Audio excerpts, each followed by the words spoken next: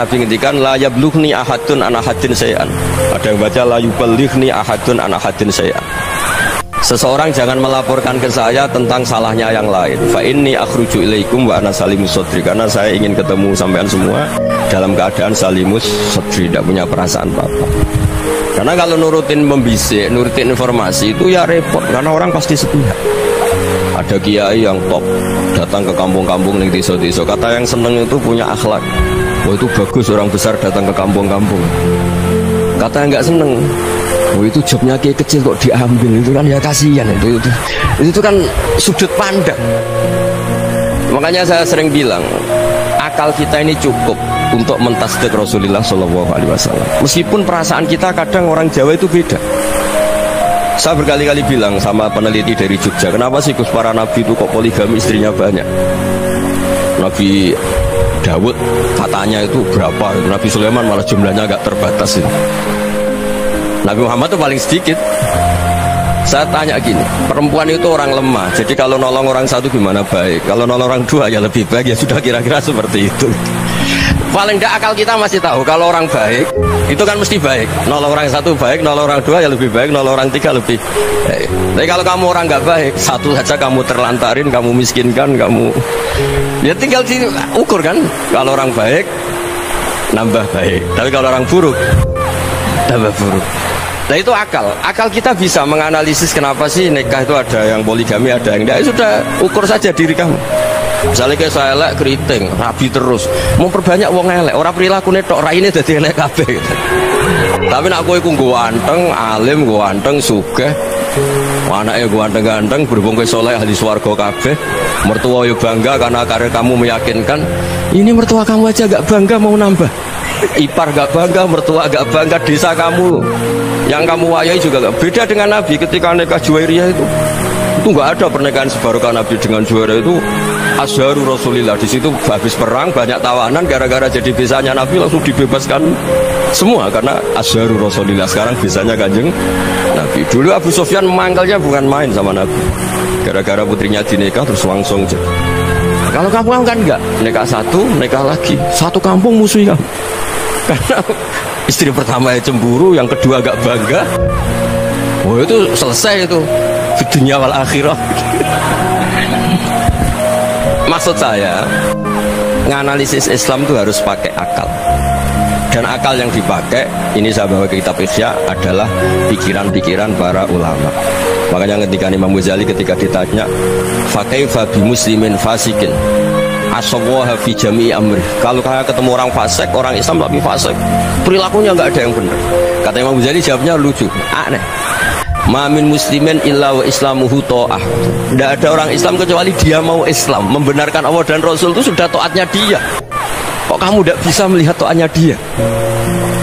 Dia pikirannya kan ini pemabuk, ini tukang apa. Tapi kata Imam Ghazali, sebenarnya kamu masih bisa berpikir positif. Ma min muslimin illa wa islamuhu ta'ah.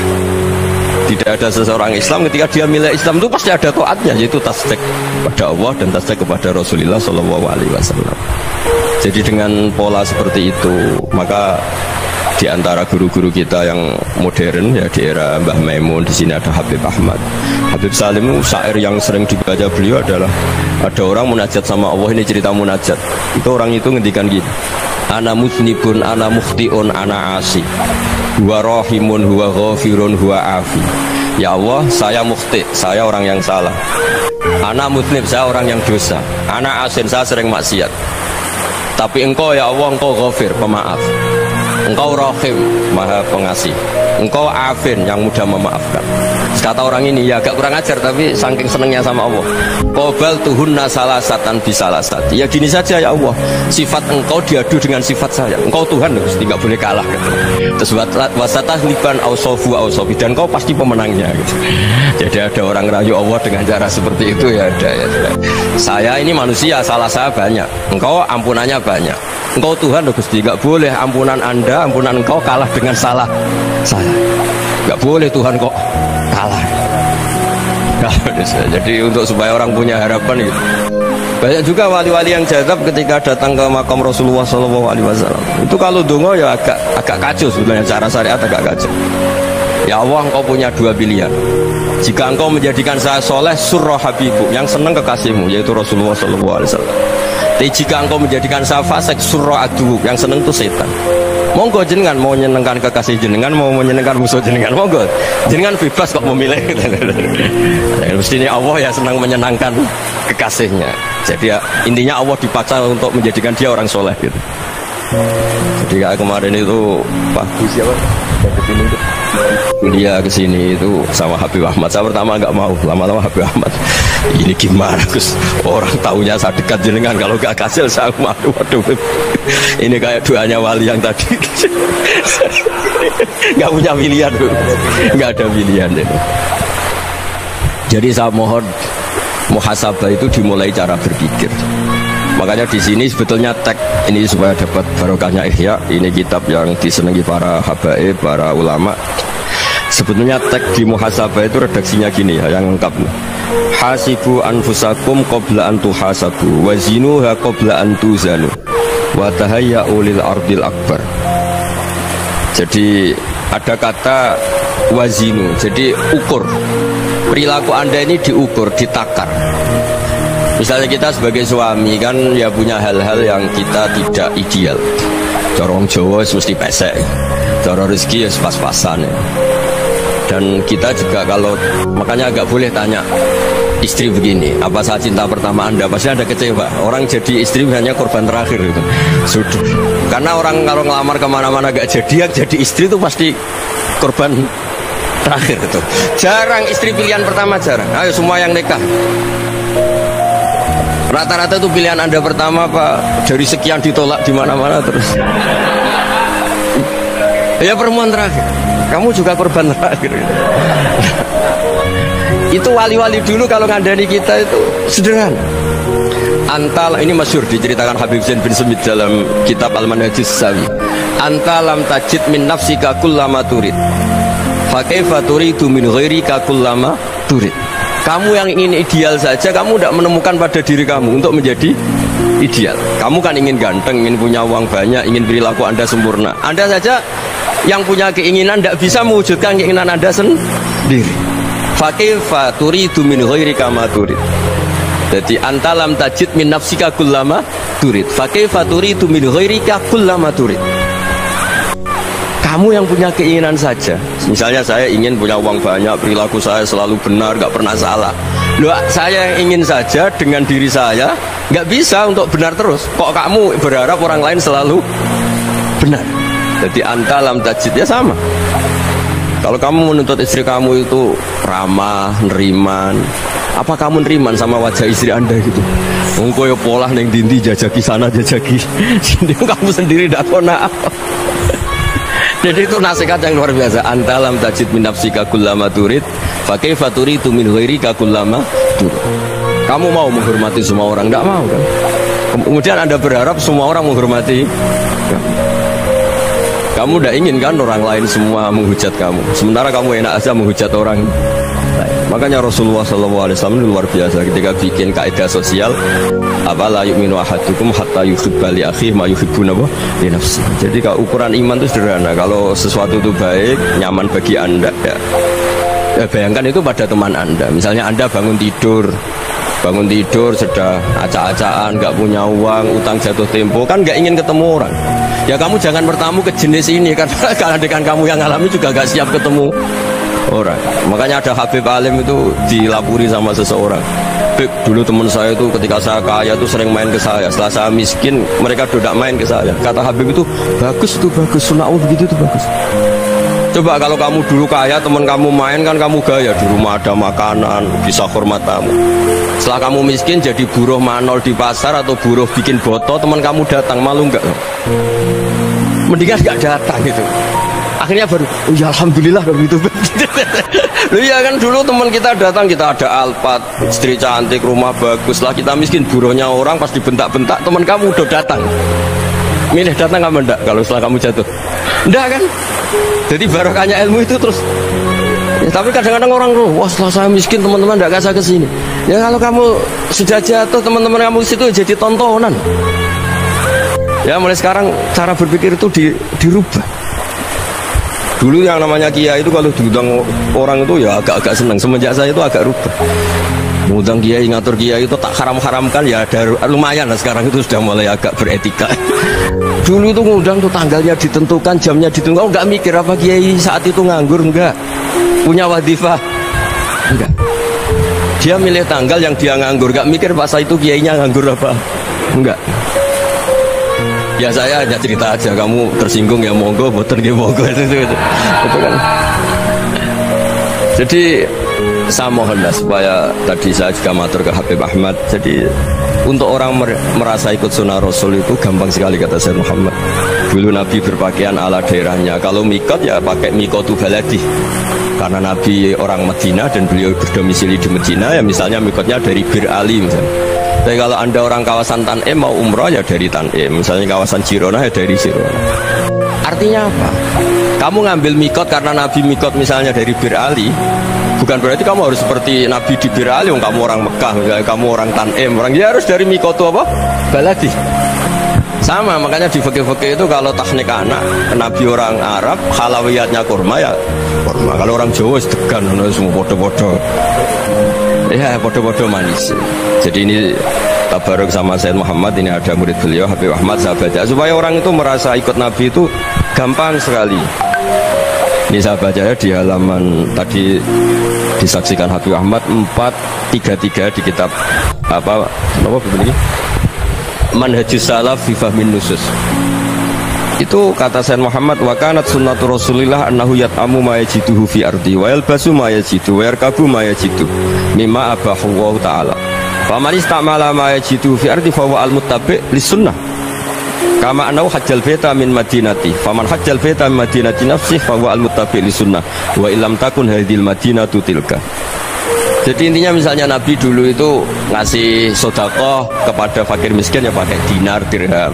Ya kalau orang misalnya sedekah pakai rupiah ya sudah ikut sunnah Nabi. Jangan, Nabi pakai dinar loh, kamu kok pakai rupiah. Dulu dinarnya Nabi udah ada tulisannya Bank Indonesia, kamu ada tulisannya Bank. Ya tidak ada seperti itu. Ya jadi misalnya Nabi sedekah pakai tamar atau pakai al-aqid, ya kita pakai beras, pakai apa. Supaya orang itu bahwa Rasulullah itu milik kafatal linnas, milik semuanya. Sehingga merasa ikut sunnah Nabi itu ya semuanya. Makanya dulu Mbah Mun kalau motivasi saya supaya bombong, kalau orang Jawa bilang bombong. Wong Jawa mesti ono wong alim. Beliau menyontohkan Mas itu Mbah Fadol, Senori, Mbah Ihsan Jambes itu bisa ngarang-ngarang kitab luar biasa. Padahal beliau bukan orang Arab. Imam Sibawai itu orang Persia, Imam Ghazali orang Tus itu juga ikut Persia. Kata Mbah Mun, wong sing ora Arab lah mesti untuk jatah alim, kata beliau, karena Nabi itu diutus kafatal linnas. Nanti kalau orang yang alim itu Arab tok, berarti tidak ada perwakilan dari Afrika, dari Asia Tenggara, dari mana-mana. Makanya karena Nabi statusnya itu kafatal linnas. Jadi kita harus bangga sebagai Muslim, sebagai orang Indonesia, karena misalnya Wali Kutub dulu terkenalnya hanya ada di Yaman, di mana. Ternyata pernah ada juga di Indonesia, dan seperti Habib Abu Bakar Segaf Gresik. Jadi ya artinya kan tetap orang Indonesia, meskipun beliau dzurriyyah Rasul kan ya sudah orang apa? Orang Indonesia. Dzurriyyahnya Habib Ali Sentuduror sekarang di Solo.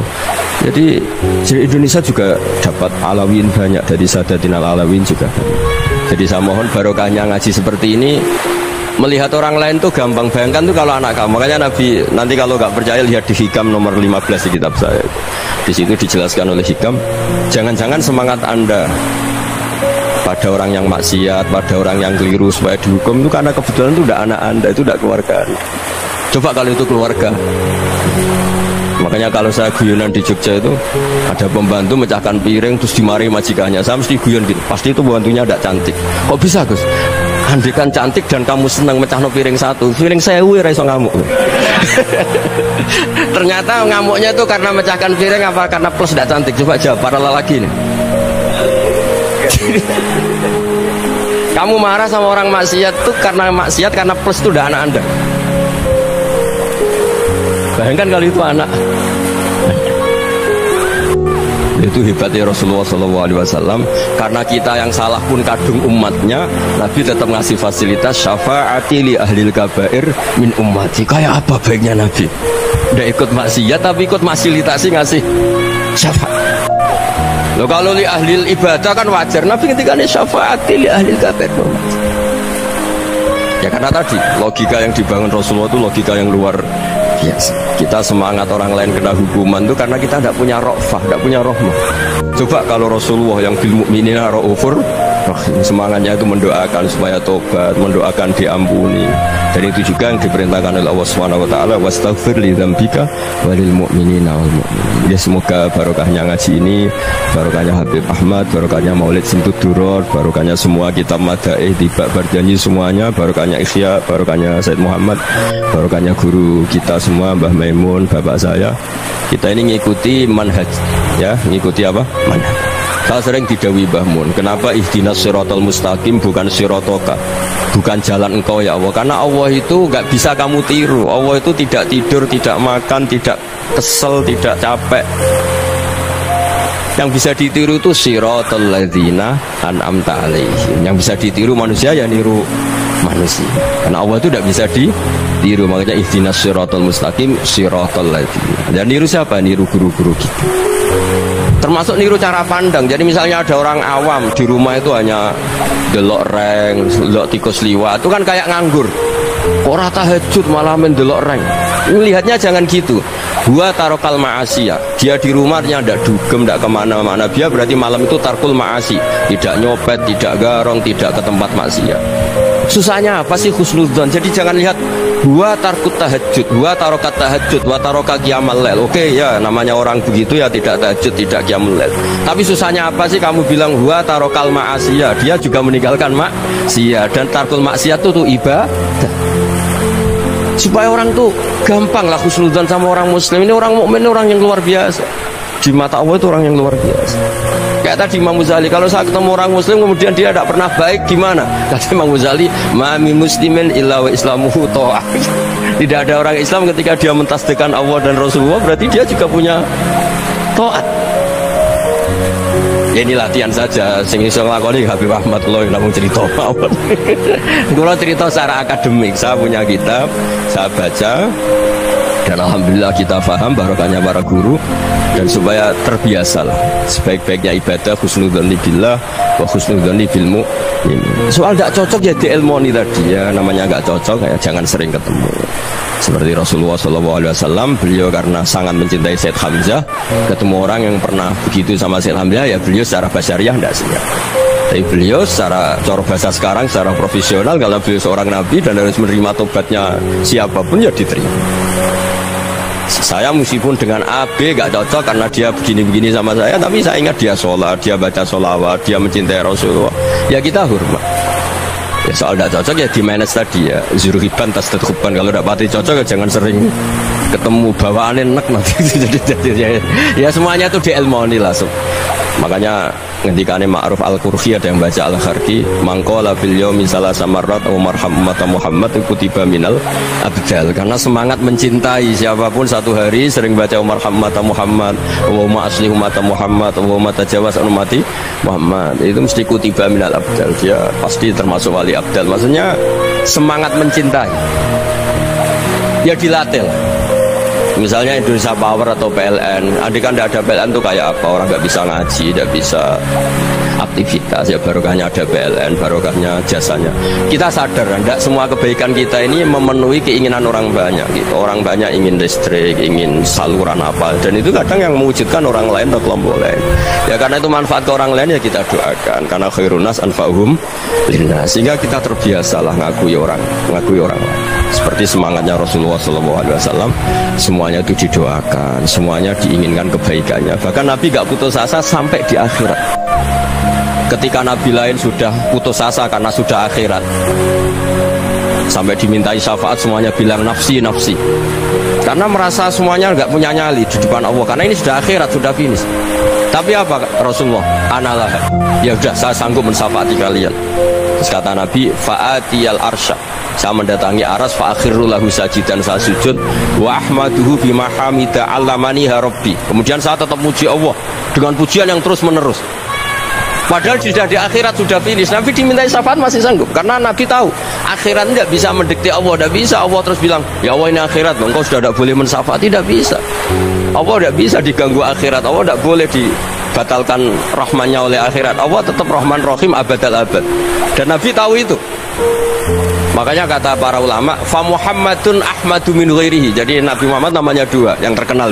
Sebenarnya banyak yang terkenal dua, Muhammad sama Ahmad. Ketika Nabi punya nyali memuji Allah di akhirat atau sudah di akhirat, itu fa Muhammadun Ahmadu min ghairihi. Ketika Nabi lain sudah punya nyali muji Allah karena sudah akhirat, Nabi Muhammad tetap berani muji Allah di saat seperti itu. Makanya Ahmadu di situ kata ulama itu afal tafdil, fa Muhammadun Ahmadu min ghairihi. Kanjeng Nabi lebih memuji Allah di saat yang Nabi lain sudah tidak punya nyali untuk muji Allah di saat itu.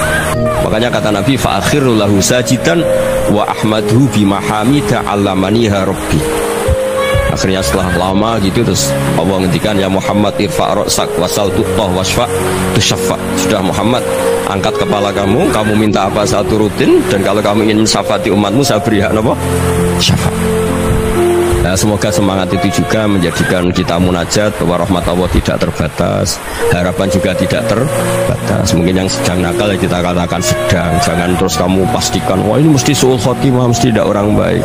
Tidak, agama ini liman kana yarju wal yaumal akhir.